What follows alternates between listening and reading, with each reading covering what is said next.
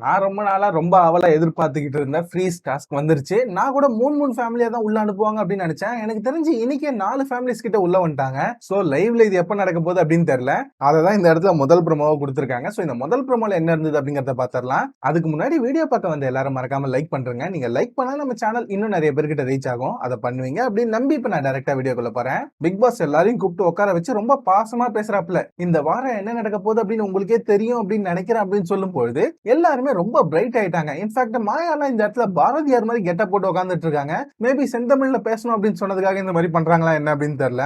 ஆனா விஷ்ணு கண்டுபிடிச்சிட்டாப்ல. ரொம்ப நாள் எதிர்பார்த்த ஃப்ரீ டாஸ்க் வரப்போகுது சார் அப்படின்னு சொல்ல ஆமா அப்படிங்கிற மாதிரி சொல்லிட்டு 4 ஃபேமிலிஸை டக்கு டக்கு டக்குன்னு இன்ட்ரோ பண்றாங்க ஒரு கட்ல. ஃபர்ஸ்ட் எடுத்த உடனே பூர்ணிமாவோட அம்மா வர மாதிரி தான் காமிக்கிறாங்க. பூர்ணிமாலாம் அவ்வளவுதான் கதறி அழுறாங்கன்னு வச்சுக்கோங்களேன். அதுக்கு அடுத்து அர்ச்சனாவோட ஃபேமிலி அவங்க அப்பா அம்மா 2 பேருமே உள்ள வராங்க. விக்ரமோட அப்பா அம்மாவும் உள்ள வராங்க. எல்லாருமே இந்த இடத்துல எமோஷனல் ஆயிட்டாங்க. அப்புறம் விஜயோட அம்மா உள்ள வர மாதிரியும் காமிச்சிருக்காங்க. மொத்தம் 4 ஃபேமிலிஸ் இன்னைக்கு உள்ள என்ட்ரி ஆக போறாங்க. அது தெரிஞ்சு போச்சு. பட் அவங்க உள்ள வந்ததுக்கு அப்புறம் என்ன பேசினாங்க, உள்ள என்ன நடக்குது அப்படிங்கிற எதையுமே காமிக்கல.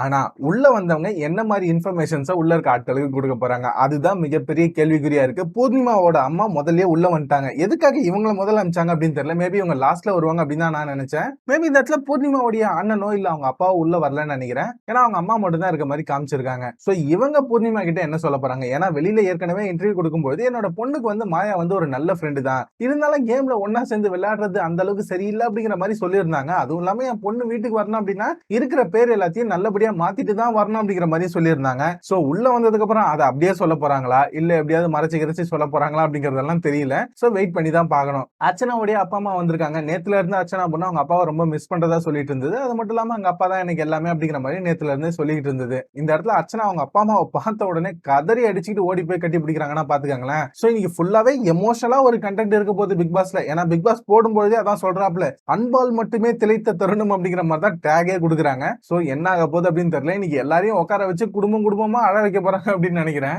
அர்ச்சனா, விக்ரம், விஜய் இவங்க 3 பேரோட வீட்டுல இருந்து வரும்போது பெருசா எந்தவித தகவல்களும் உள்ள சொல்ல மாட்டாங்க அப்படின்னு நினைக்கிறேன். ஏன்னா இவங்க 3 பேருக்கு பெருசா நெகட்டிவ் அப்படிங்கிற மாதிரிலாம் எதுவும் கிடையாது. சோ அதனால நல்லபடியா விளையாடுற பார்த்து விளையாட்டு வாப்பா அப்படிங்கிற மாதிரி தான் சொல்லுவாங்க. மேபி விக்ரமுக்கு வேணா அவங்க அப்பா அம்மா இதுக்கு மேலேயாவது கொஞ்சம் தெரியுற மாதிரி விளையாடு அப்படின்னு சொல்லலாம். மத்தபடி பெருசா எதுவும் இருக்காது. ஆனா பூர்ணிமாக்கு அவங்க வீட்டுல இருந்து என்ன சொல்ல போறாங்க?